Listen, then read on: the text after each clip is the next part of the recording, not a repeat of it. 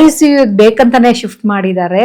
So ದುಡ್ಡಿನ ಆಸೆಗೆ ICUಗೆ ಹೋಗೋದಂತ ಹೇಳಿದ್ರೇನೆ doctors ಅಥವಾ ಆಸ್ಪತ್ರೆಗಳು ದುಡ್ಡನ್ನ ಬಹಳಷ್ಟು ಒಂದು ತೆಗೆದುಕೊಳ್ಳೋದಕ್ಕೆ ಅನ್ನೋದೊಂದು ಅಲ್ಲ, ಇವತ್ತು ಜನರ ಮನಸ್ಸಲ್ಲಿ ಬಂದ್ಬಿಟ್ಟಿದೆ. ಅಲ್ಲ ಖಂಡಿತ, ಯಾಕಂದ್ರೆ ಇದು ಏನಾಗುತ್ತೆ ಅಂದ್ರೆ ಇದು ಆ ಆತಂಕದಲ್ಲಿ ಏನಾಗುತ್ತೆ ಅಂದ್ರೆ ನಾವು ಸಾಮಾನ್ಯವಾಗಿ ಅಕ್ಕಪಕ್ಕದವರು, ರಿಲೇಟಿವ್ಸ್, ಸಂಬಂಧಿಕರು ಅವ್ರ ಎದುರುಗಡೆ ನಾವು ದುಃಖ ತೋಡ್ಕೊಂಡಾಗ ಏನಾಗುತ್ತೆ ಆ ತರ ಅಭಿಪ್ರಾಯ ಬರೋದು ಸಹಜ.